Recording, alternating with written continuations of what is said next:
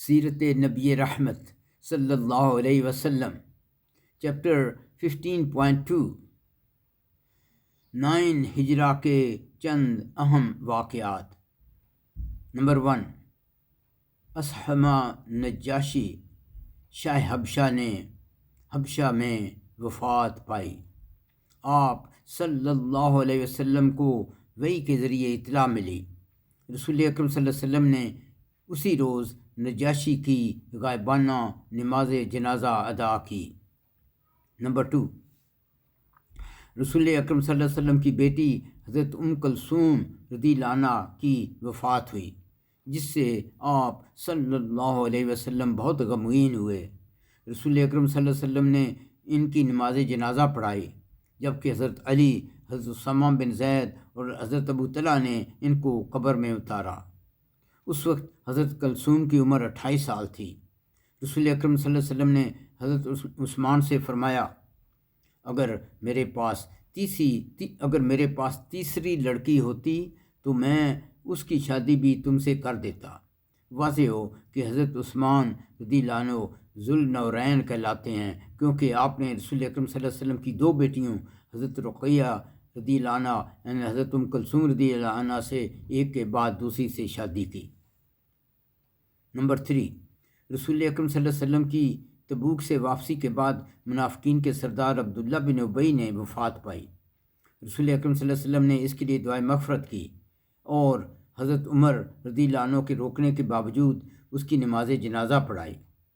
بعد میں قرآن پاک کی آیات کے ذریعے منافقین کی نماز جنازہ پڑھنے سے منع کر دیا گیا۔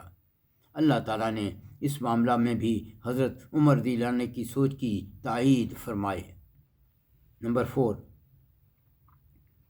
ایک غامدیہ عورت نے بدکاری کی اور رسول اکرم صلی اللہ علیہ وسلم کی خدمت میں حاضر ہو کر بدکاری کا اقرار کیا۔ رسول اکرم صلی اللہ علیہ وسلم نے اس کا رجم ملتوی کرتے رہے۔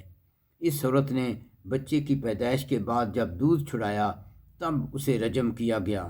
یہ عورت چاہتی تھی کہ دنیا میں سزا پا کر آخرت کو سنوار لے۔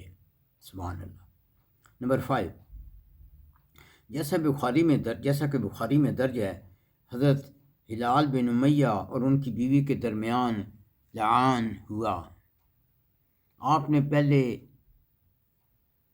ہلال سے کہا کہ تم 4 مرتبہ ان الفاظ سے شہادت دو جو قرآن میں مذکور ہیں، یعنی میں اللہ کو حاضر ناظر جان کر کہتا ہوں کہ میں اپنے الزام میں سچا ہوں کہ میری بیوی نے زنا کیا ہے۔ ہلال نے اس کے مطابق 4 مرتبہ اس کی شہادت دی، پھر 5ویں بار کہا، اور اگر میں جھوٹا ہوں تو مجھ پر اللہ کا غضب ہو۔ اس کے بعد آپ نے ہلال کی بیوی سے قرآنی الفاظ کے مطابق 4 قسمیں دیں کہ میرا شوہر جھوٹا ہے، اور 5ویں بار کہا کہ اگر میرا خاوند سچا ہے تو مجھ پر خدا کا غضب ہو۔ اس طرح سے لعان کی کارروائی پوری ہوئی تو رسول اکرم صلی اللہ علیہ وسلم نے ان کا نکاح توڑ دیا اور فیصلہ فرمایا کہ اس عمل سے جو بچہ پیدا ہو وہ اس عورت کا بچہ کہلائے گا، باپ کی طرف منسوب نہیں کیا جائے گا، مگر بچے کو طعنہ بھی نہ دیا جائے گا۔ اسی طرح بخاری اور مسلم میں ویمر اجلانی اور ان کی بیوی کے لعان کا واقعہ ہے۔ یہ سب احکامات سورۃ نور آیت 6 سے 10 میں ہیں جو حسب ذیل ہیں۔ اور جو لوگ اپنی بیویوں کو زنا کی تہمت لگائیں اور ان کے پاس بجز اپنے اور کوئی گواہ نہ ہو، جو عدد میں 4 ہونے ضروری ہیں، تو ان کی شہادت یہی ہے کہ 4 مرتبہ اللہ کی قسم کھا کر یہ کہہ دیں کہ بے شک میں سچا ہوں، اور 5ویں مرتبہ یہ کہیں کہ مجھ پر خدا کی لعنت ہو اگر میں جھوٹا ہوں۔ اور اس کے بعد اس عورت کی سزا یعنی حبس یا حد زنا اس طرح ٹل سکتی ہے کہ وہ 4 مرتبہ قسم کھا کر کہے کہ بے شک یہ مرد جھوٹا ہے، اور 5ویں بار یہ کہے کہ مجھ پر خدا کا غضب ہو اگر یہ مرد سچا ہے۔